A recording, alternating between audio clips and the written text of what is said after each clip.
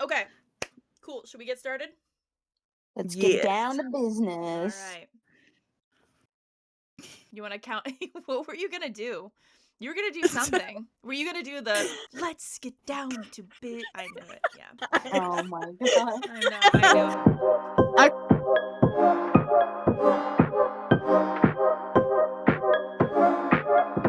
it. Welcome to our cult, the The Cult of Cult of Books. Books. We're your We're your leaders. leaders, I'm Natasha. and I'm Janie. Welcome, guys. We have a very special guest with us today.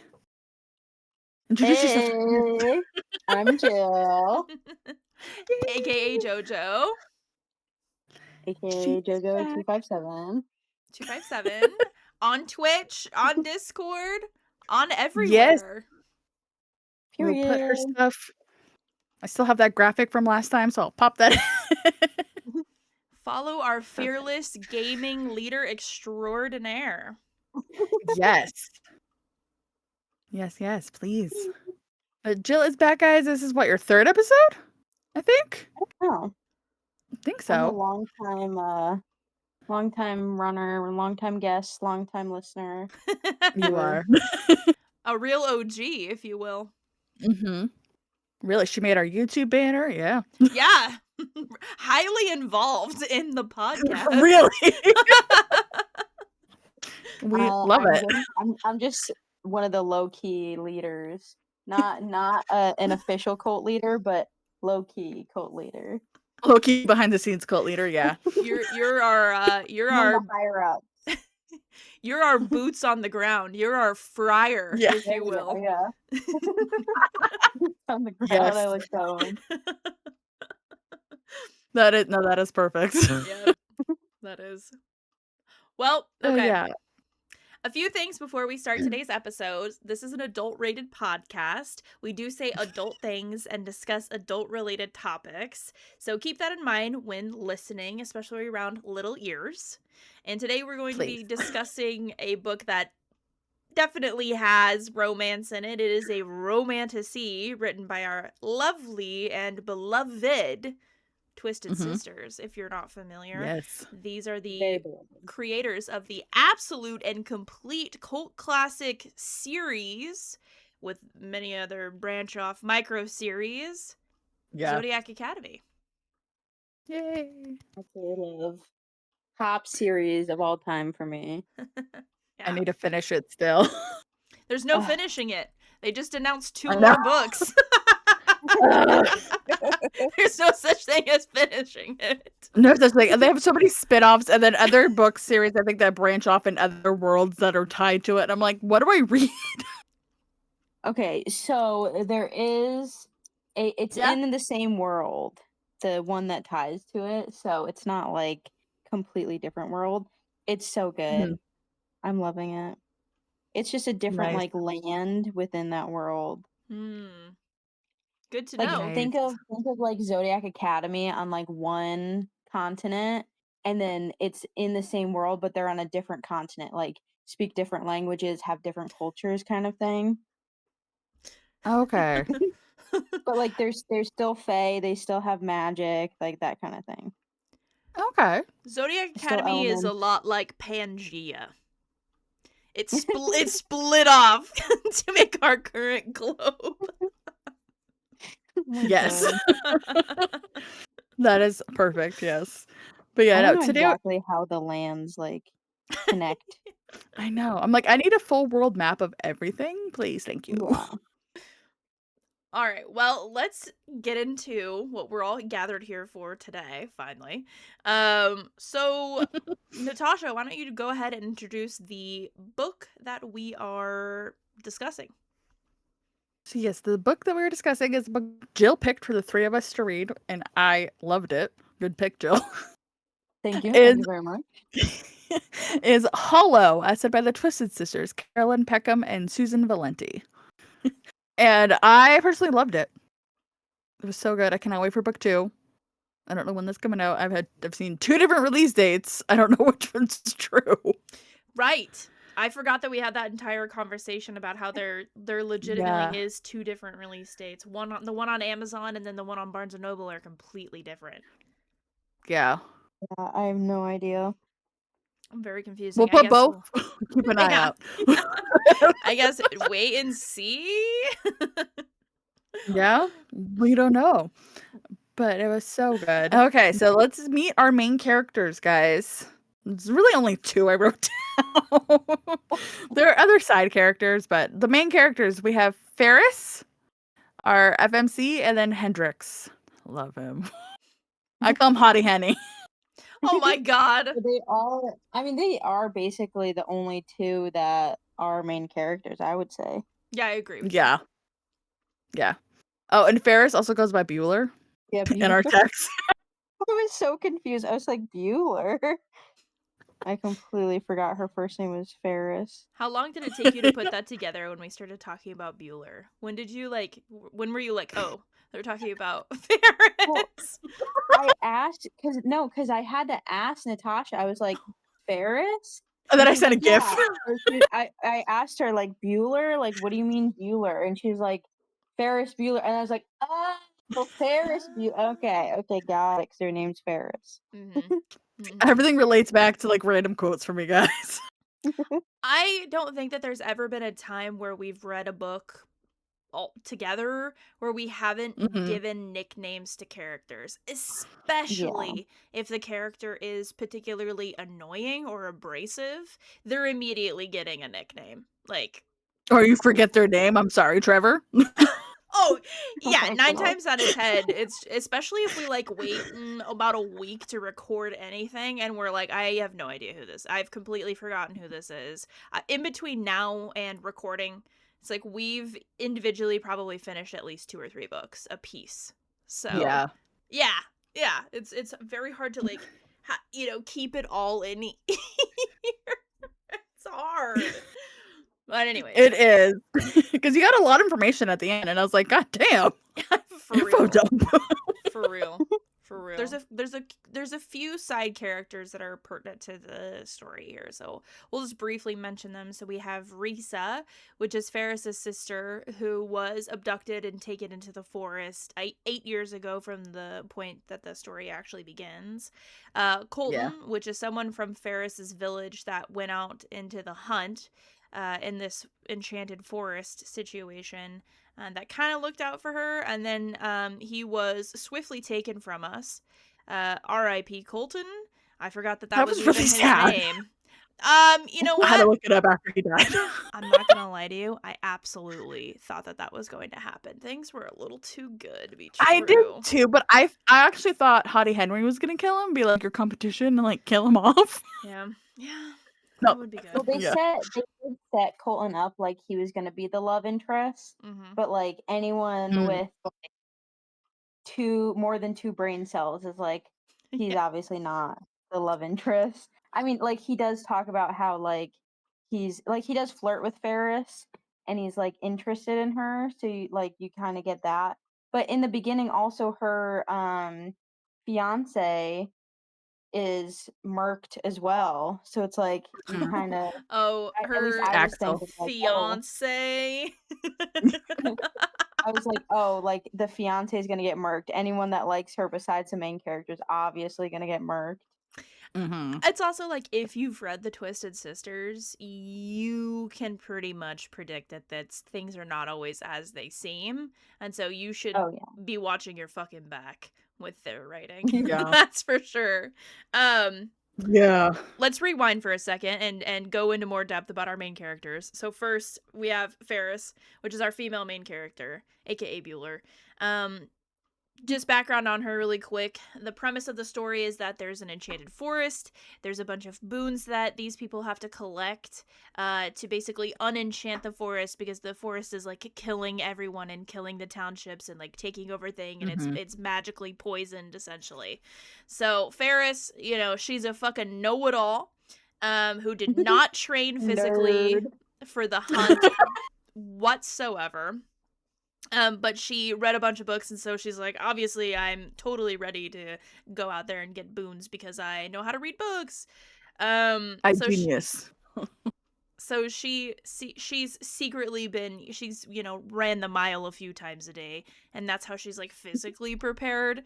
But she's decided that she's gonna go in there to get the boon of the forest so that she can bring her sister back, which we talked about is Risa, who was taken by the forest. The forest also takes children because obviously, why wouldn't it? We have Henny. Technically, Ellie took her, Mhm. Mhm. stole her from her dad. We have Henny, which is our male main character. He's a fae male. Ferris is a human. And right away he's got a shifty kind of character. He's a I clocked it right away that he was a necromancer. Like right away. Oh, same. Yeah. Same. All of Yeah. us were texting that. Yeah. Yep. So he has death powers. Some fae have different kind of elemental or like spiritual powers or whatever. So his powers are death powers. And he fucked up and accidentally brought his family back from the grave, and now they haunt him. And he's trying to get the boon of the forest so he can allow them to pass on to the other side peacefully. So immediately we have a conflict of interest between these two, and that kind of remains the conflict of interest through the entire story. Yeah, because only one person can get the big boon. So it's like, Ferris, bring my sister back, or Hendrix, send my family away. Yeah. So, yeah, that's the big conflict. Yeah, I wasn't sure how that was going to go. I wasn't sure how that was going to go either. I definitely, personally, my thoughts on their conflict is that neither one of them had very strong reasons for getting the boon of the forest. Like, they weren't trying to, like, stop the forest from fucking overtaking their family and their friends and their homes. They both had very selfish and immature reasons for wanting to get the boon of the forest. So that right away, I was like, where are we going with this? Neither one of these reasons I thought were very strong to propel the story forward. So back to the side characters really quick. So, like we just mentioned, Risa, who is Ferris's sister, aka she's a child of the forest. So these are some of the side characters as well. The children of the forest. They are kids that have been sacrificed to the boon of the forest. Basically comes from this giant fucking tree. We call it the elm or Mama Elm or big ass fucking tree. It has a lot of names. They are creepy as fuck. Yes. They sing these weird lullabies. They trick people to come out at night and kill each other and creatures, and yeah. If you listen to the audiobook, you need to be fucking aware that when they sing, it will put you into panic mode, and you don't listen at night, okay? Do not listen to this book at night. It is Yeah, no. It's horrifying. It's so scary. It is horrifying. So the children are evil, but then we also have dead creatures, which are the hollows. So they are basically husks of people that people with death powers, such as our male main character, aka necromancers, can bring back and sometimes control to do their bidding. So they get less human the longer that they've been somewhere Dead, yeah. dead. Dead Under in his quotation control. marks. Yeah. Yeah. They're basically zombies, guys. Exactly. They go and tear everybody apart. This is how poor Colton died. Yeah. Well, except dramatic. So like rapid fire the rest of the side characters here. We have Axel Brady, who is her fiance. He's killed right away, so he really actually has no real weight in the story at all. So just forget that I even said his name. And then we have the Unknown, which we've kind of already given this away, but we have the Necromancer, aka the Bane Crown Thief, who is a Fey prince who wanted to be king, and so he snuck into the castle and killed the king. So this whole time, they know that there is a Necromancer out there. We figured it out right away that it is our male main character, but that's kind of something that's like hung as a big mystery for about a quarter of the book. And then he kind of reveals himself in the story, and you're like, yeah, okay, I already knew that. It was still a good reveal. I was like, Yeah. oh damn, I was right. Yeah. Yeah. Yeah. I feel like Colton's the only one that like cares. Like everyone else is I like know. not focused on the necromancer. And he's like, I'm making it my life's mission to kill the necromancer because the Hollows killed my parents. And everyone else is like, nah, we don't care about the necromancer. And then the Hollows killed Colton, so Yeah. full circle. So it is a full circle moment. Poor Colton, because I think if they would have if the Twisted Sisters would have kept him around for just a little bit longer, they could have had some kind of conflict later on. That would have been kind of interesting, where they could have like fought over her, which I liked. I mean, obviously he would have been overpowered regardless, but you know, a girl can fucking dream. Right. And then we have King Arthurlin. I forgot his name. Yeah. So he has been our Fae King for a very long time. He was chosen by Providence. Providence is basically the ruling spiritual factor that decides who remains in power on the Fae side. We don't really know why. This is just a part of the lore of the world. Yeah. So he went crazy, a little bit crazy towards the end because he's been a ruler for so long. And then Necromancer, aka Hottie Hendrix, murdered him. Yeah. Because he wanted the throne. Kind of. Kind of, not really. Just like, get out of here, bro. Yeah. Yeah. A lot of the Fae It's like, he's done people, enough. a lot of the Fae folk were not fucking happy about that action, and so they kind of divided the Fae people mainly on the side of the fact that they hate the Necromancer who fucked off and basically created this gigantic power imbalance and created the Hollows. Mhm. The Hollows didn't exist until Yeah. Hottie Henry became insane and killed because he thinks everything that he does is right. He has a real self-righteous fucking egotistical chip on his shoulder. Well, his entire family was murdered in front of him. You're gonna go insane. Well, I think it's also important to note too that there's a faction within the Fae. Like once you turn like I think he said like 100 years old, 200, something like that, you basically get to be in the oldies group. And then once he was excited to join the oldies group, that like kind of it seems like they kind of like helped the king make rules or something. But then like once he joined, he realized like they were really fucked up and like would like torture humans and like basically do all this fucked up shit that he was not okay with. Yeah. Yeah. There was The bad definitely cult. there was definitely corruption. It's very corruption inside of political, intrigue. Are we surprised? No, not at all. I am shocked. Color me shocked. Premise. You didn't say Ilices.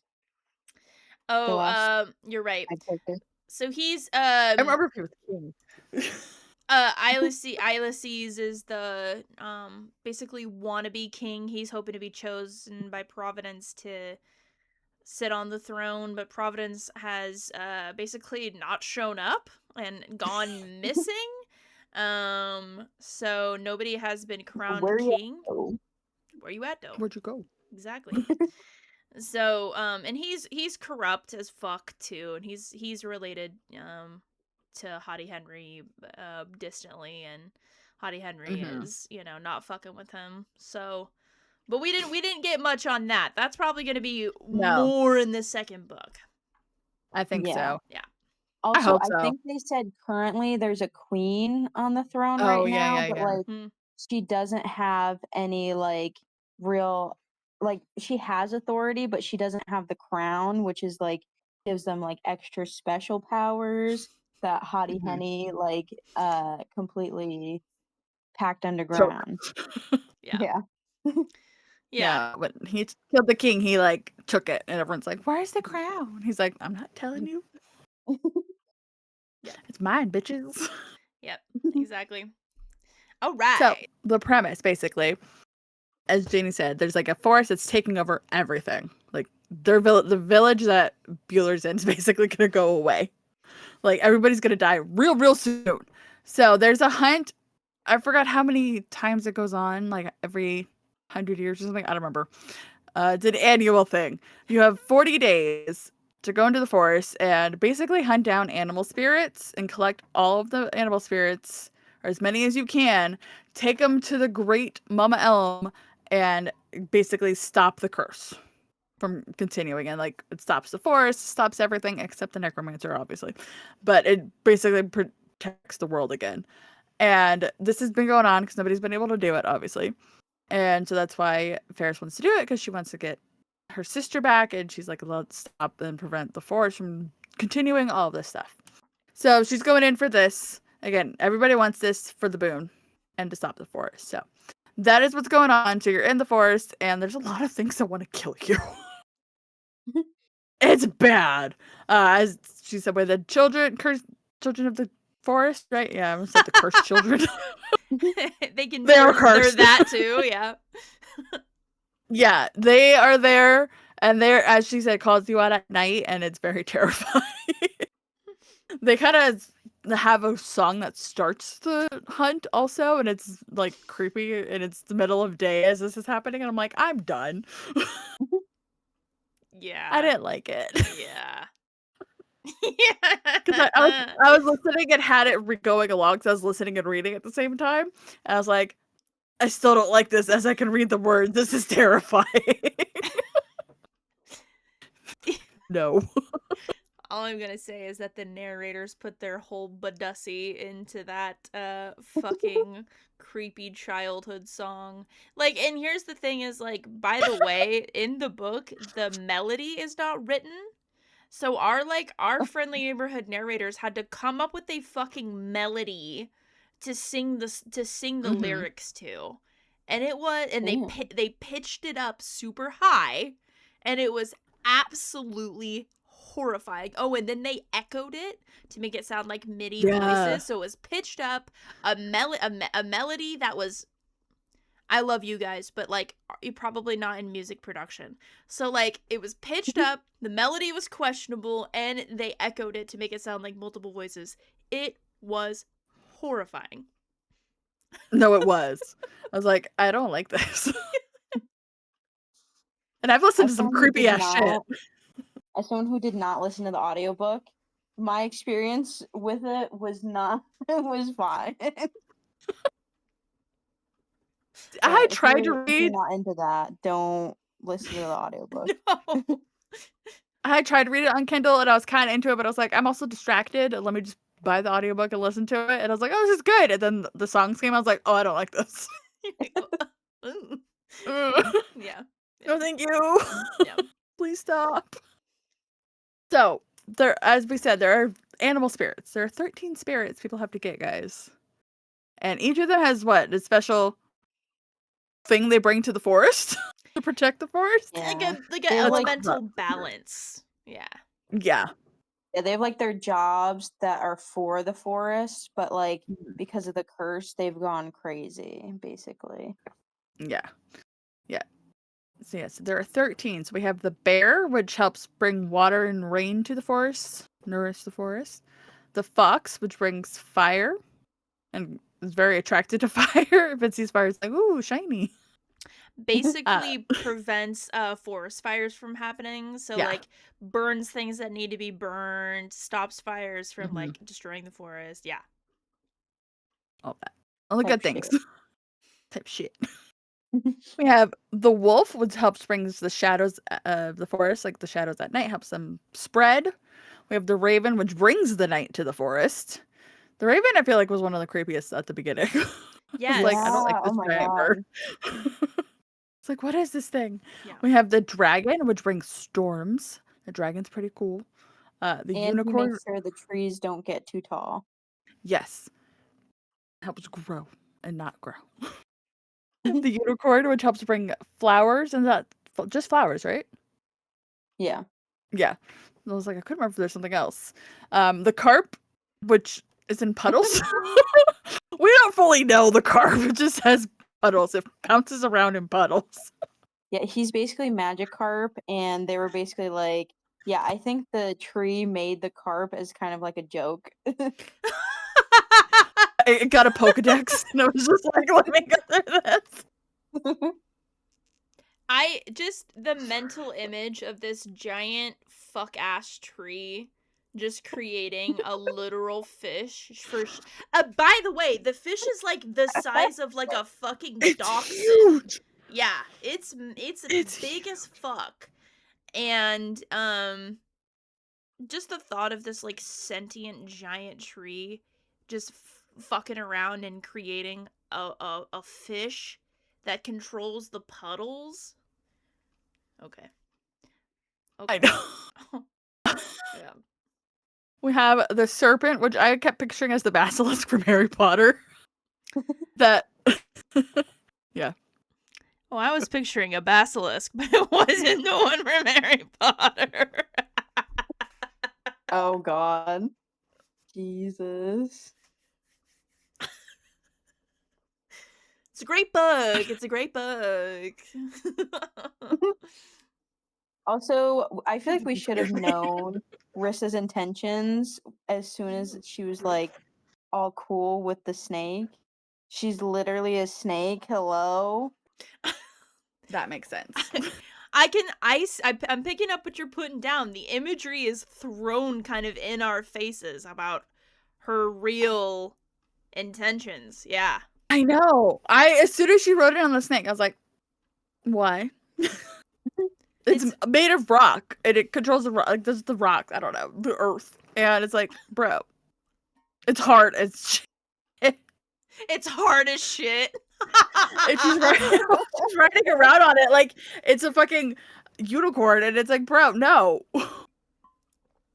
Like, I'm so confused. Jill brought up a really good point that they basically served us the imagery, like wrapped it up and basically gave it to us on a platter, but it didn't click with me until just now that her role in the book was very secretive and very sussy baka. So the fact that she's like her connection is the snake spirit. Yeah. Oh, it's all coming together Oh. now. Yeah. I was very sus of Risa when we first saw her, and I was like, I don't like you. Yeah. Something's It wrong. made me uncomfortable. I was like, Is it because I'm she's a uncomfortable. and child? she wasn't even like excited to see her sister at all. She was just like, I bitch, know. follow me. Follow me, No, bitch, and like maybe no. you'll die, maybe you won't. Sorry. Yeah. Well, yeah, remember Risa has aged. She's not still a child. She's like the same age, like as Ferris. So she's like aged up because she's That's right. Yeah. just hanging in the forest. That's right. That's right. Her whole thing is that she was one of the only ones that was able to actually age while being in the forest, Yeah. and that was like a, by the way, a little bit of a open story, a little bit of a plot hole with that one, because that wasn't well explained at all how she was actually able to age. Like, they did not really address that, other than the whole answer to the reason why Ferris didn't go insane and her sister didn't age is that they're of the forest, whatever the fuck that means. Like, I I don't know. wonder how do you guys picture it? How do you guys picture her mom going into the forest? Well, her mom was on the outskirts of the forest begging for a child. I don't know. Just saying, Yeah, so give me a I baby. picture it mother comes like basically as far as it's safe to approach the forest. She's on her knees. She's like, please, I gotta be pregnant. I want a baby so bad. Like, give me a baby. And then the forest is like, plant my seed in you. And then they become half spirit, half human.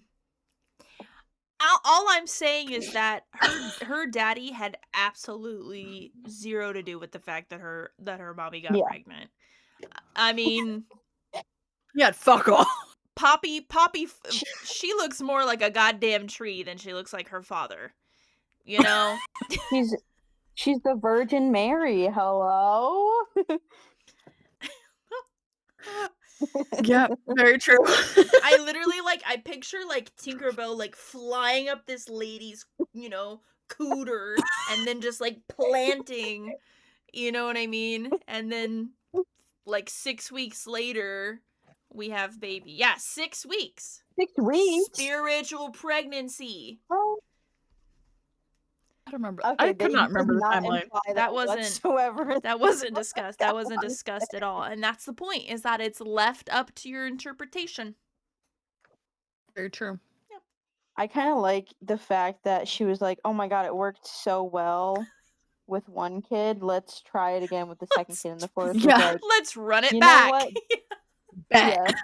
The forest was like, "You know what? It hasn't worked the last 1,000 times. Maybe she needs some encouragement." She needs a sister. That's so fucked up. That is because then Risa. Yeah, because we find out Risa was led in by a fae, and I'm like, I'm still sus about that whole thing. Well, so they kind of explain that. So they said that I think they said every blood moon there's supposed to be a sacrifice to the forest, and Right. I don't know if it's specifically that the fae are supposed to make the sacrifice, but I think basically the fae are like, we're not sacrificing any of our people. Fuck that. We're gonna go steal a human kid and chuck him in the forest, or else I forgot what happens, but something really bad's supposed to happen if they don't make the sacrifice.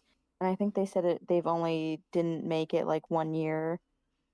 Yeah, or something. Yeah, something. And I think the forest took one of their kids or something. I don't remember. The forest has only ever taken 3 fae children. Yeah. Oh. And the rest have all been human, which is another. Mm-hmm. Let's go back to our male main character. Our male main character takes huge issue with that. That's another part of the reason why he's anti-establishment, and there's this this big rift in the fae community. It's because there's a section of people that are totally cool with nose goes. And then there's a section, a much smaller portion of fae people who are not super cool with it, but also not going to do anything about it. Yeah, like his dad. Right. His dad was and like, mom, yeah, I know all about this, but I'm too much of a pussy to actually do anything. Yeah. There's some God. true inequalities in this book, and we're almost done. Done. Okay, so back to our animal spirits. We ended with the serpent. Now we're on to the stag. Oh yeah. Yes. So we have the stag. He helps with nutrients in the ground, and he's covered in moss. So I'm just like, okay, just a green deer. We have the rat, which helps. I hate him. I know, bring insects. We're all just like, he said, and it freaks me out. And he's just crawling with bugs. It's disgusting. Disgusting. We don't like the rat. We have the tiger, who helps protect the small mammals. Love it. The boar, we don't know what it does. We just have a description of the boar, but we don't know what it does. Yeah, we don't know. So there's a boar, and then there's the phoenix, which helps bring daylight to the forest. Yeah, at the end, they basically said that the boar digs his tusks in the dirt, and then some little trees shoot up. So I guess he plants trees? Question mark. Hello. Maybe. It's an educated guess, guys. Yeah, that sounds They right. kind of just like threw it in at the end, like, oh yeah, I forgot there's a board. There's the board too. Here's a baker's dozen. And it's all the spirit creatures that have kept the forest in check have all been corrupted by basically the magic imbalance going on. And Yeah. so because she's magic herself, she's been able to keep she's been able to keep her mind while everybody else starts to kind of like go crazy. He's like the only one who's like still has a personality and everything because apparently she's half spirit. Like somehow that means that she stays like herself, unlike the other children. Mm-hmm. Mm-hmm. The Which is very forest interesting. the forest kind of makes everyone go a bit crazy. It's like I said, it's magically enchanted to basically corrupt everything around it. Mhm. What irritated me though, I think that Ferris's reason was important as she talks to her sister when she's in the forest, and her sister's basically like, hey, all the kids don't actually really want to leave the forest, and like most of them, their families are already dead because they're like kind of immortal, so like none of these kids really want to leave the forest. And like she kind of makes it seem like she can't leave the forest, or that she doesn't want to leave the forest. So like after that conversation, like I feel like it was really selfish of Ferris to be like, oh, I still want the boon, even though he tells her his like really sad sob story and how his family, like big family guy, is who really cares about them, and like talks about how badly they're suffering and they don't even like know themselves anymore and they can't even like rest and all that. Well, you bring up a good Yeah. point. You bring up a good point with that. I totally agree. Okay. I think so. I'm going to jump right into just giving you a very quick, unhinged summary of this book. So we have Risa and Hendrix. We start off with Risa. She goes into the forest to get the boon Eris. to. Right. What did I just say? What name was I just saying? Risa, the sister.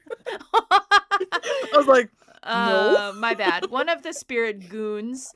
They go into the forest to get Ferris Bueller to get the boon back to, capture her sister and bring her back to her family and la la la la la. Okay, so she goes in with a group of people. Pretty quickly, over half of the people that she goes into are murdered.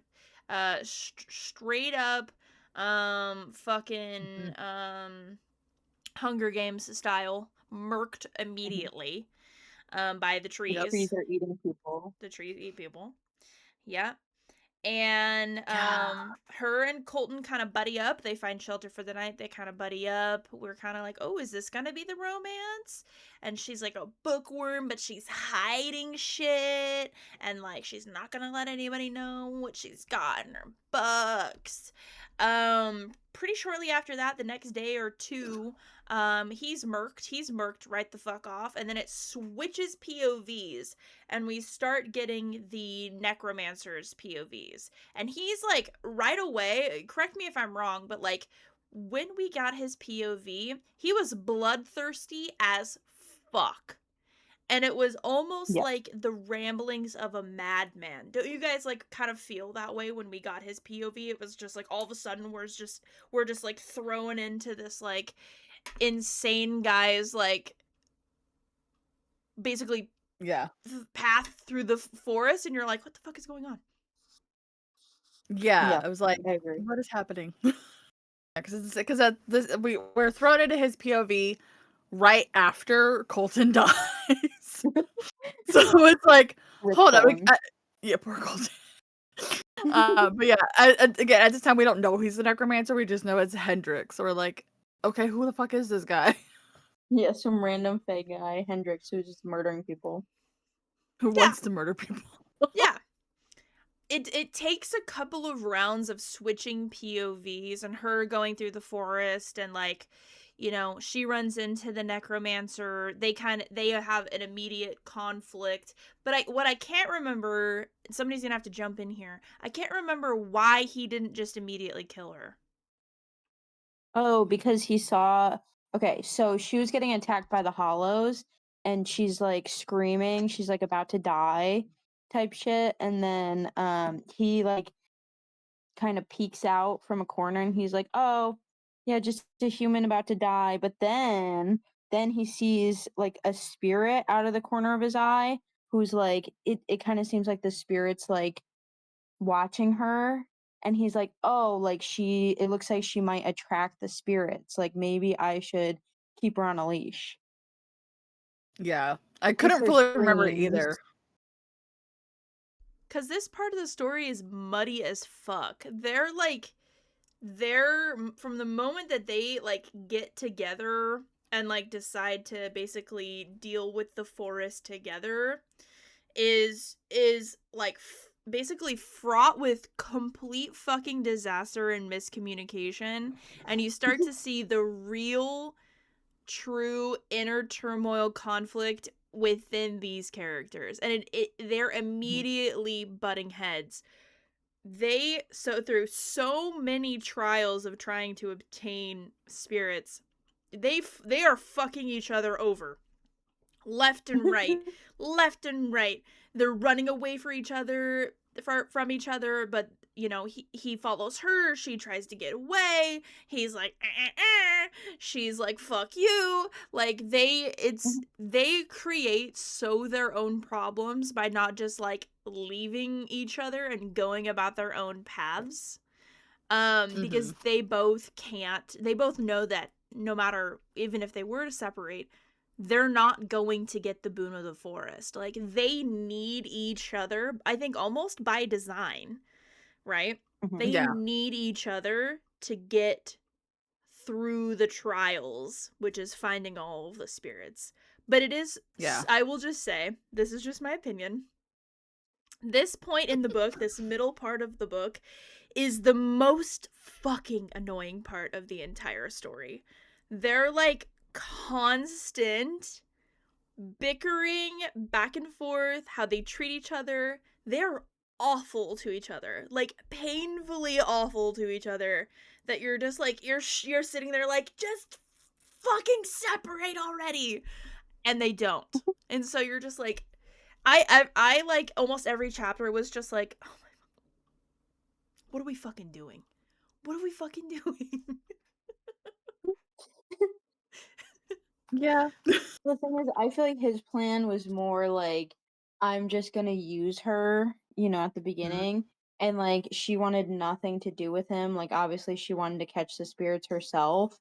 And then she kind of comes to realize, I'm kind of a weak little bitch and I need him to protect me. But the Mhm. problem is, as like at this part of the story, what we think is whoever has the most amount of spirits gets the boon. So she's like, I want the most amount of spirits, and like I'm the one who attracts the spirits. And like basically when she gets close to capturing them, he's like, stole it right from under your nose. Haha, Mhm. sucks to be you. Yeah, he Because did he that to wants her the like most. 3 times, I think. Yeah, Yeah. and like right as she starts trusting him, he just steals a spirit right out from under her, and she's like, "Really?" And then he does it again, and she's like, nope." Yeah. They are in direct conflict with each other in the way Yeah. that they go about all things. So, because she's spirit made, she has the ability to talk to spirits and hear spirits. Nobody else can. So she can Mhm. encourage them basically to fight for her while they still maintain their mental independence. So like Mhm. she does this with the dragon, right? So she gets the dragon boon, and yet the dragon has complete and total autonomy over whether or not the dragon is going to come out and actually help her move forward through the trials. Whereas, our necromancer, who basically fucking death grips his way through life, he white knuckle basically commands, right? Because his power is death, and so that brings a certain Mhm. amount of like control. He absolutely has control issues, absolutely. He Yeah. basically forces the spirits to do his bidding for him, and he tries to teach her like, no, your like way of talking to them and like making bargains with them, like that's never gonna fly. You have to step into your boots and tell them what you want to do. And she's just like, okay, that doesn't work for me. Like, they don't respect me when I do that. And he's just like, well, you're doing it wrong. You do everything wrong. You're an idiot. Yeah, because he stole the bear after Colton died. He stole the bear from Colton, and she was pissed. And then it was raining, and she's like, "Call the bear out. It can stop the water." And he's like, "Why the fuck didn't I think of that?" And so he does, and she's walking it, and the bear is like just following her and listening to her, but he can like send it back. But he's just like, "The fuck's with these spirits?" Yeah. Yeah, and like everyone else to catch the spirits, they basically have to like kill them. Like they Mm-hmm. don't act like the spirits don't actually die, but like the only way that they become like the necklace for them to like control, they have to kill them. But Mm-hmm. she's the only one who like all she has to do is pet them and they become a Yeah. necklace. And it's like, what the fuck? Like what do you mean? Like don't get near it. Like what are you doing? These are crazy spirits. And she's like, nah, you just gotta let them sniff you. Got scratch under their chin. Yeah, Yeah. exactly, and everyone else is like, "It's gonna fucking kill you, like, what are you doing?" Like the dragon literally slices into Hendrix and he's passed the fuck out and she just like kind of like does something. I can't remember what exactly she did, but then she like touched his nose and the dragon like was like, okay, cool. Yeah. We're friends. We're cool. We're cool. It's And like, "We chill it's like that." the whole thing is like the only reason she's able to do that is because she's also made of spirit too. So she's Mhm, of the same place in which they also dwell. So they have like a mhm. symbiotic relationship where they kind of like feed Yeah. and respect off of each other, which is respect each other, I should say. Mhm, Which is interesting. I personally, because I'm a pacifist at heart, I preferred her method of obtaining spirits. I wish that she would have been able to Yeah. collect all of the spirits because I think that would have been fucking cool. Um, Mm-hmm. just as like an addendum to the story, it would have been cool if she would have had control of all 13 spirits. Like, what would have been like? That would have been fucking badass. Um, but that's not really how it goes down. So they ultimately, I think they both end up with about 3 apiece, right? Mm-hmm. mhm. Yeah, And then she knows Risa's gonna help her get the snake. So she's like, so I'll have 4. mhm. Awesome. But see, And I kinda like that mhm, she didn't get all of the spirits because then it's not, like, obvious really who's gonna get the boon until I mean, like, obviously you think, "Oh, it's gonna be her, she's the main character," but, like, mhm, still it could be Hendrix who gets the boon, and then I think that's really gonna be what book 2 is gonna be, is her, like, relationship with the other spirits, her being able to use because, she gets the tattoos of all of them at the end, and like she's mhm. gonna be able to use the power of all the spirits besides the snake because of Rissa's Fuck bitch that. ass. Fuck her. Um I totally hear what you're saying. I completely forgot that she got tattoos at the end of the story. I Remember as she completely was getting them, she got tattoos? Like, I Yeah. think the dragon had changed her hair color, then as she had the Yeah, that was unicorn cool. and the raven, she got, like, tattoos on her, and it's Mhm. like, "Okay, you're changing," and then, yeah, at the end I remember now, she said something jealous, she got all of the tattoos because all of the spirits kinda went into her, and except, Risa stole the serpent because she's a bitch. Risa like grabs her and she's like, "Oh my god, Yeah. she's like digging her nails into my skin." And she basically just like rips the snake tattoo out of her skin and puts it in herself. That was crazy. And Yeah. she's like, "Yeah, why don't you just give me all of them because you're a bitch and I can actually get Providence back." And like Rissa does not care about humans anymore whatsoever. She's like, "The forest is life, the forest is love." And she's like, Risa's "My mom didn't even look for me, so why do I give a fuck about her?" Like, bitch, how is your mom gonna look for you in the forest that nobody comes out of? Like, she's gonna go into a death sentence and just forget about her other daughter? That was crazy. it, I know, this it's like, no. this is kind of the exact point to where I feel like, again, we're talking about who deserves the boon of the forest, and that's what I'm gonna bring up anyways. The minute that her sister starts to be a sussy baka is, I think, the exact minute that,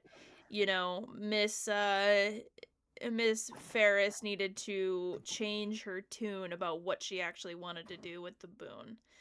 I think she was so blinded by the fact that her sister was still corporally Alive. alive Yeah.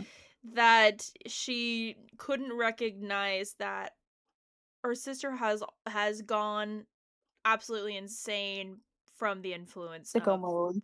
yeah, Yeah. from the influence of the forest, and that she's never going to be able to just come back to the human world. Like, she's permanently No. and forever changed. Just Yeah. exactly in the same way that our dear delicious necromancer, his family is never going to be able to come back um to him in the form that he wants them to come back. I don't ever actually believe that the forest would grant eternal peaceful death to his family, because the forest is like a giant trickster. Its whole thing is like it's propelled by its own wants and needs and doesn't actually care about, humans or balance or anything. It has its own, Mhm. agenda, basically. Yeah, I Yeah. thought when we first met Risa, I was like, she's sus. I don't like her. I thought Ferris was gonna kind of pick up on that, and when she got all of the things and got the boon, I thought she was gonna do Hendrix's wish. I was like, that would have been cool if she's like, my Mhm. sister's untrustworthy. I thought she was gonna be like, see signs, but no, didn't work. I did like though that they stuck to their gut. Like it's not like they just dropped all of like everything that they all their hopes and dreams just because they fell in love. Like I do like that they actually like stuck with their Hmm. purpose. Cuz like sometimes you read romantic novels or just romance novels and it's like, "Oh, I have this long purpose to avenge my family or do this, and this," and then they meet the main character and they're like, "Oh, I just want to do anything that they want of me, basically, and like drop everything that I need, drop my purpose and everything. They're my new purpose." Mhm. Mhm. I know Yeah. exactly what you're talking about. I agree that she kept her purpose in line and still very much fought for her purpose all the way through the end, whether or not it was Hmm. misguided. She Yeah. Mhm. definitely still stuck to her guns, if you will, about Yeah. what her true wants and desires are, which that's a perfect segue into talking about the romance. The whole romance aspect to this story. I'm so curious what you guys thought. Like, did you think that their relationship was one believable? What did you think about the spice? I want to hear your thoughts about that. I really like it because I really like enemies to lovers. Like that's my ish. But like, it's really annoying when they start to realize like they have feelings for each other, but then they're like, "Yeah, I'm still gonna, piss her off. Like I'm still gonna make her hate me." And like, but they do really like, especially Hendrix, like he really struggles with like he feels like he's not lovable, basically, like he doesn't deserve love, which you can tell like throughout the book. But like I do think they have a lot of growth. And then I think they were in what, an old windmill or something. That scene, that was great. Oh my god, I love that she was like terrified of him, but at the same time she's still like, yeah, but he's hot. Oh. Yeah. Yeah, no, it was definitely believable. I feel it was believable because yeah, enemies and lovers fucking love that shit. I love that shit. I mean, enemies and lovers. Um, and I liked seeing the way it progressed, and I cannot wait for book two, especially how this ended with him like so pissed off at her and like hating her, but still in love with her. Yeah. Mm-hmm. I'm like, ooh, where's this gonna go? I'm gonna play Oh, God. I'm gonna play devil's advocate here. They were never really truly enemies to lovers in the sense of the way that I think it should have gone. She never really knew who the fuck he was. He slowly revealed things to her, but I don't think that, it was true enemies to lovers. She was just kind of like, I don't really know who the fuck you are. Obviously, we're in direct conflict with each other because we're competitors, but she never really hated his ass. She over time began hating him. Like, it wasn't an immediate we hate each other, we come from different sides of the world. It was her just being like, okay, I'm gonna do my thing, you're gonna go over there and be crazy and kill everybody. I'm not really fucking with that energy. And then they kind of ended up having to go on this path together, and then they turned into enemies, and then they turned into, lovers. And but I don't think that it was from the rip enemies to lovers. It was created by the conflict of what they both had to do, and the fact that they were on opposite sides of things and could never and would never see the world in the same way. I don't know if for that reason, I do not know if their relationship was believable, because they clearly do not see and live in the world the same way, and I don't know how they're going to bridge the gap to be able to make it believable that they will have a successful romance. So that's just my opinion. I also think that Ferris is extremely naive, which is like classic female main character energy. Yes. Which is Yeah. it's Yeah. so that's annoying, minimum. 2, he creates all of his own fucking problems. Every single conflict he has in his life, he literally fucking created it. So he is a dumb ass idiot, and he still lives in a world where he just lives in la bullshit land, where he thinks that he's just gonna like do this one thing and then everything will be set to rights, right? But he cannot look at his own self in the mirror and be like, wow, I really fucked up and I'm really the worst person ever. Maybe I need to, I don't know, change my behavior. He just like continues to do dumbass fucking shit. So there's like, we don't get a lot of character growth with him really at all. He's just a dumbass idiot. In my opinion. I see what you mean, yes. Okay. Say more? Like, I get it. I really do. I see it. And I hope we see more growth in the second one. See, one thing that really irritated me was the fact that he kept going, she's gonna hate my fucking guts when she finds out who I am. And she is gonna find out who I am. But, I guess it'll happen sometime. It might happen sometime. When's it gonna happen, though? She's gonna hate my guts. It's like, why didn't you just tell her, I mean, maybe not from the beginning, but like, tell her when you still, had a good relationship with her. Like, don't just let her find out from someone else. Like, I don't know why he couldn't be the one to tell her. But side note also, I think too, the problem is that he was very selfish, because he's also thinking, I'm gonna get the boon, I'm gonna save my family, and then I'm gonna die. Like, that's it. Oh, right. Like, he doesn't Yeah. really I want to totally live. forgot he was suicidal I as did fuck. too. Which is extremely fucking problematic. So you create all these problems and then you're just gonna delete us, expleet us? Like, what do you fucking mean? What? He's gonna He's like, dip. yeah, bye. What? My shit's over. I'm done. Bye. He's like, I'm gonna make sure that everybody gets to heaven. They're not gonna go to heaven. And then I'm gonna kill myself and just go to hell? Yep. That's not a Peace out. solution. That's not a solution. Peace out, Girl Scout. You're copping out of, like, so we're just not gonna deal with the fact that you killed an entire king and set everything off balance? And you're not even gonna try to set everything back to balance? You're just gonna opt out of everything by freaking yourself? Like, Why not?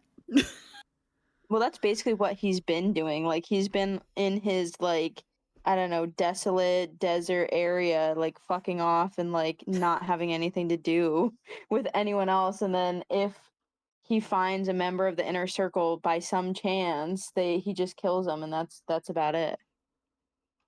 You know? Jarvis, Yeah. play Man-Child by Sabrina Carpenter. I can't. Yeah. I can't. Go ahead. Go ahead. I'm just trying to remember, did they have sex before she found out or after? I think they didn't. I think they got intimate, but didn't actually have sex until she found out. Yeah, okay. That's what I thought. So I was like, wait, I'm trying to remember right now. Because I know they, handsy a little bit, and then she kind of left because he tried to kill the raven. She's like, peace out, fuck you. He went crazier. Exactly. So he's like, guys, go get her. Exactly. So, like, when they finally hooked up was when, she's running away from the hollows, and he's, like, basically corralling her with the hollows to get to him. And then he's like, yeah, you're stuck with me. Like, you can't go anywhere or else the hollows, like, they have you surrounded, basically. So yeah, and then they go back to, like, whatever house, and then he tells her the full story, and then they sleep together. Okay. Yeah, he's like, well, let me tell my story. I know you hate me. I know, but I gotta tell my story. I think you'll want to hear this. And she's like, I don't really want to hear this. And he's like, but you're gonna. And that's sit down, listen. I know what you need. And that's exactly my biggest beef with this whole thing, is that he just thinks everything is only ever his way, right? And, like, mind you, bruh is like few hundred years old, like, period. She's like, what, 19? So it's just it's really just his, like, his fucked perspective. And he really does think that she's gonna, like, absolutely hate him. And so he's like, so what have you heard about the necromancer? Like, what do they call me in the human lands? And she's like, I've only really heard, like, not very much. So, I don't really know very much at all. And he's just like, really? He's just like, really? And she's just like, yeah, And he's like, but you read all those books all the time. You're, like, reading books and stuff. And she's just like, not the kind of books that I read, buddy. So, like, he really thinks that she's, when she finds out. And then she does find out, and she's just like, oh, okay. Okay. Okay, let's fuck. Basically, she's like, you're hot. Let's go. No, the best You're part hot is, and you're sad. the best part is, she's like, so what does a necromancer do? Like, she was like, I don't even actually really know. And he's just like, I don't know either. He's like, sometimes people die. And she's just like, okay. And?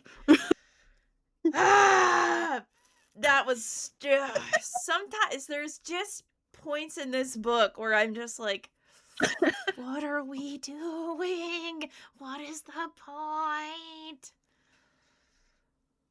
Well, I think it was also interesting too. Like, originally his power was just speaking with the dead, and then, like, obviously his family's he loses his mind, and then Lady Death's like, he kind of fine shit. Like, I kind of want to hang out with him. I kind of want to help him out, give him some extra power. So, like, the death spirit, Lady Death, whatever you want to call her, like she gives him the extra power, and like they kind of like touch on that briefly. And then also like he can like see her, which I think makes sense because it's kind of like almost like they have a pact or something, you know. And like she gives him the extra power, and like she's always like nearby and everything. And then also he can kind of teleport by like grabbing onto her cape, which is kind of cool, but he can't do it inside the forest because Mama Elm like shuts that shit down and is like, no way. Yeah, I Dude, forgot he can hitch a ride with Lady Death. Yeah. Because that's what he But he does at the does. end when they leave the forest.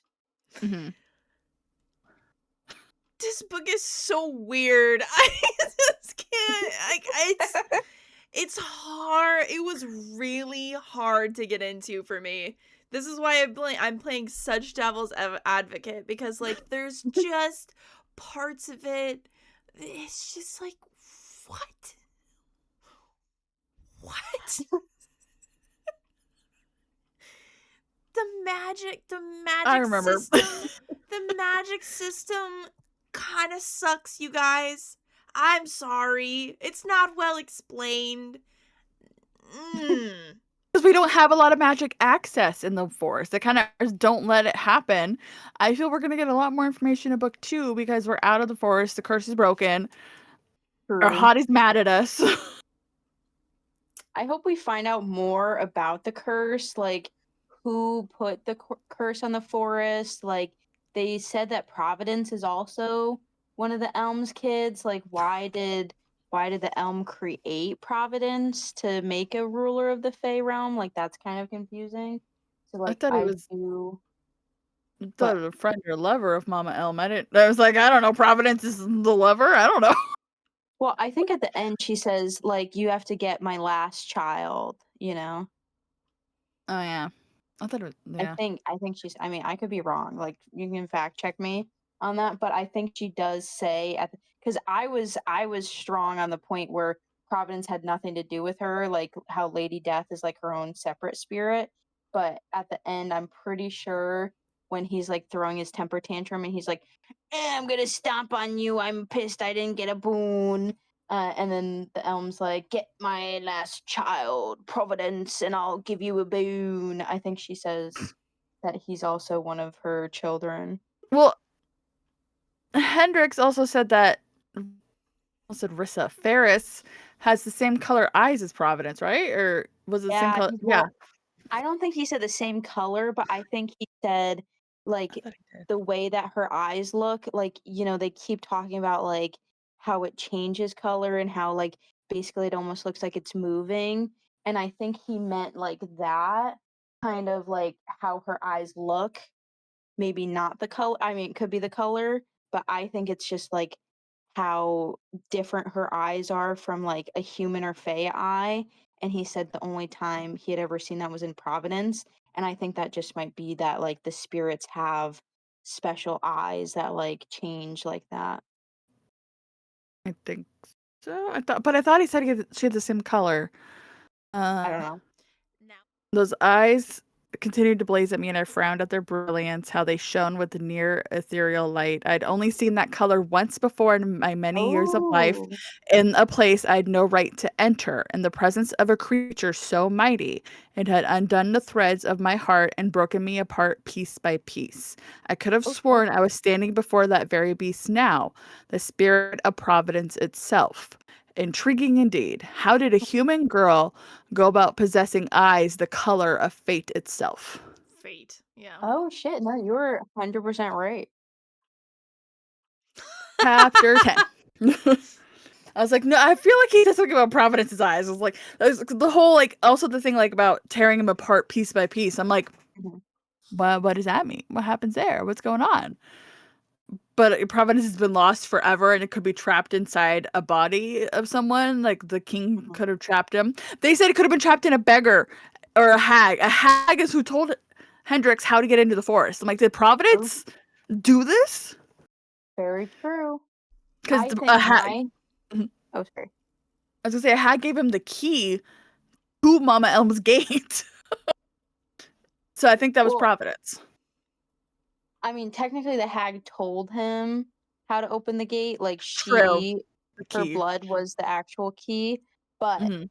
I think my theory, you could definitely be correct. My theory is that Providence is like somehow being held like at the Fae Castle or like in the dungeons or like something like that. Or like maybe somehow he's trapped in the Fae Castle and like he can move about the Fae Castle, but like no one can really see him and he's just like stuck there because of something, some kind of magical situation going on there. But I don't know. Yeah. I don't know. Because I'm pretty sure he said he saw Providence right after he killed the king.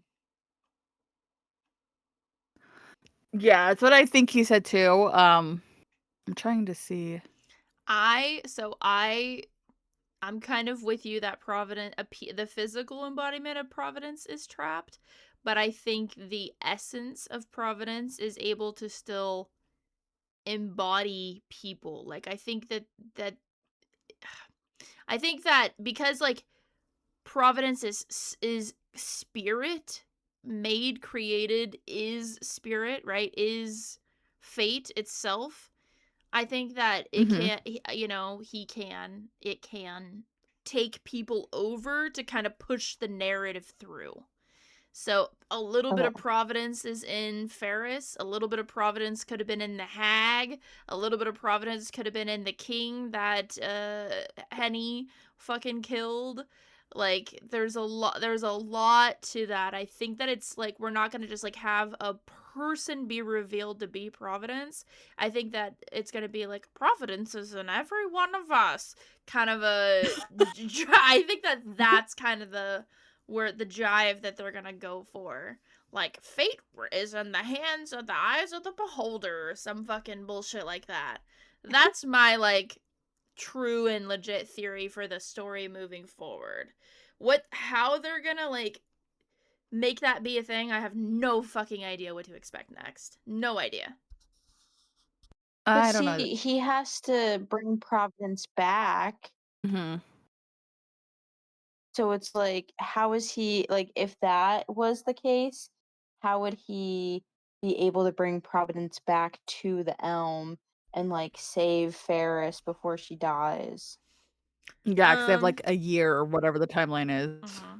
Mm-hmm. Well, they said the tree said it's not technically a year because the tree that is like her Yeah. life doesn't actually like go with the flow of time. It's basically like the elm decides you're taking too long, like we're moving to the next season, I think. let me just TikTok. let me just really Yeah, TikTok. quickly touch on the tree, the baby sapling of life that the The mama elm little tree. has given these people. Beauty and the Beast, right? It's pulling heavily on the Beauty and the Beast from this point. Yeah. But the fucking most hilarious part is that Henny Penny yeets the baby sapling like out of his he like kicks it away from him at the very end of the fucking book. He like fucking yeets the sapling in anger. And I was like, "Okay. Whoa. Chill out." And then the story ends. I know. It's like, bro, chill. Yeah, he was throwing a major tantrum at the end. Can you I imagine? can't die. God. Can't you imagine how Mama Elm was probably like, you know what? Fuck you. It's winter now. You know what I mean? She probably Thanos I know. snapped and was like, her life's cut in half.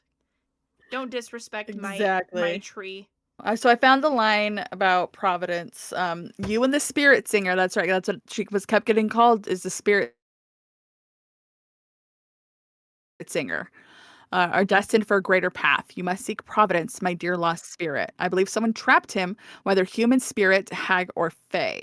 I do not know, but I believe he is caged, unable to escape. Then the Mm. tree. Find Providence and I will let you have your boon. Basically, you guys are destined for this. You are fated, born for this task. I have called you and she here time and again to meet with this moment. Your souls are destined to intertwine, bound together to return providence. So yeah, she has been reincarnated 14 times? That sounds right.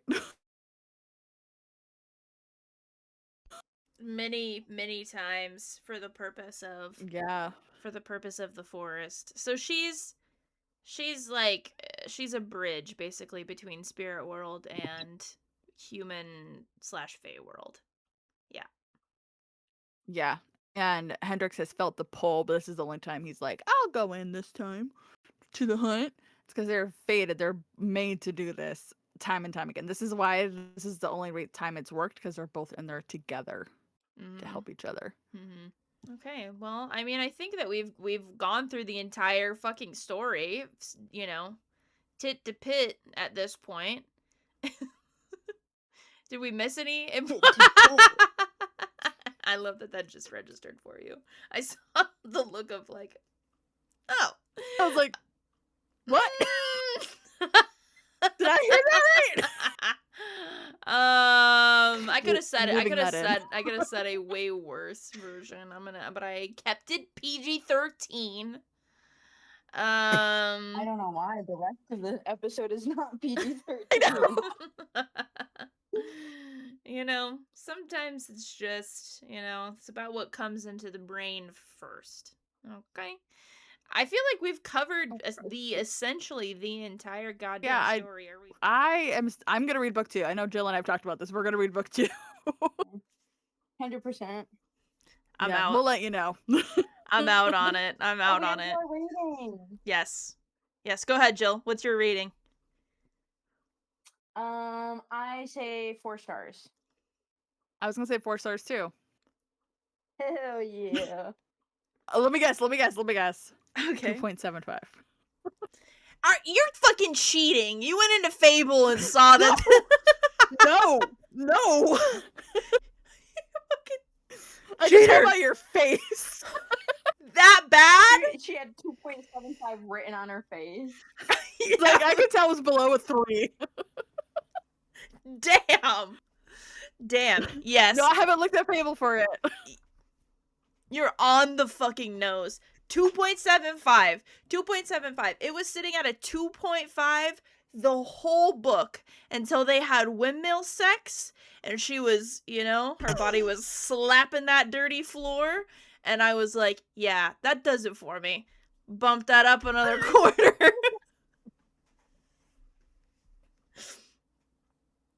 Jesus. That's exactly. Windmill sex, got it. That's exactly. Improves Janie's rating. That's what most. Oh I'm not gonna lie. If the spice is good, most of my ratings go up at least a quarter of a point. So good to know. I'm a fucking dirty dog. What do you want from me? Okay, so what if book 2 is really good? Will you read it? It's gonna have to like improve by leaps and bounds. I'm gonna need some serious I'm gonna need you guys to virtually spoil the entire book for me to be able to convince me to carry on this story. I'm not even joking you. Okay. Here's the reason why. So the blurb is already out for this book on Amazon or Barnes & Noble. The blurb is already out. Okay. I read it and I was thoroughly, completely unconvinced to read it, to carry on this series. I was like, okay, I don't care. Boring. So, you guys are gonna have to do some seriously deep convincing. We might even have to have an entire episode where it's, you know, try to convince Janie to read books that we loved and we think that she's probably not gonna like. What we'll do for Lightwing, because that's the second book, so I'm looking at it now too. We will have another episode just like this. Jill and I will talk about the whole book, and that will be the episode of us convincing you to read it. Mm-hmm. Mm-hmm. Also, the Twisted Sisters have also put out book 3 too. So a release date for book 3 in this series. So, okay, this is another drawback. So I'm like, where the fuck are we going? So they put out Moonsinger is the title of the 3rd book in this series. And the series is called Sing to the moon? what was that? Is she gonna sing to the moon? Bitch. So this series is also called Crown of Hearts and Chaos. Just in case Yes, you I always guys forget didn't that. know that. Lot of chaos. So the 3rd book is already slated. They already have a release date for it, a tentative release date, obviously. We can't like hold anything to hard and fast, but for November 10th. When is the 2nd book supposed to come out? Amazon says July 14th. July. We don't know. Well, we actually don't That's know. the short answer. Yeah. All right, I'll count. Thank us you for down. joining us, Jill. Yes, thank you. You're welcome. I had a great time. Thank you. We'll obviously bring you back. Thank you. Oh yeah, signing Signing off off from your your leaders to our devotees. See you next time. See you next time. Bye.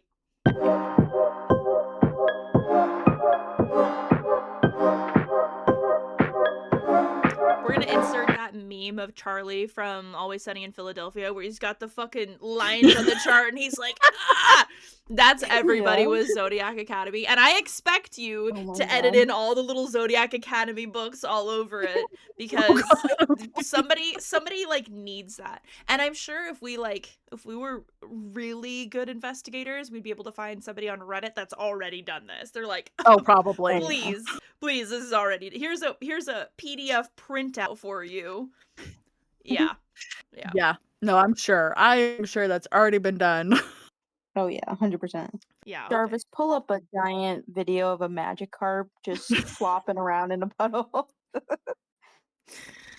Oh my god. Yeah. Honestly, I was listening to this part while I was playing Pressure Washer SpongeBob. I just remember listening and going, wow, okay, as I'm cleaning like Mermaid Man's lair. Wow. Oh, wow. That's what I did when I was listening to this book. Editing I'm Natasha, sorry. I'm so That was fucking 100% sorry. my bad. The cutting and the chops, you're gonna be in the kitchen like putting shit together in linear Whipping- order. But I think whipping that it up like it's stir fry. I think we pretty much got everything, right? Are we missing anything, guys? I think so, yeah, as we talked about all the little things, the big important shit. Yeah. And the little shit. Yep. And all the shit. The little shits. Okay. I think we do, yeah. I thought that's what bitch. Oh my god. So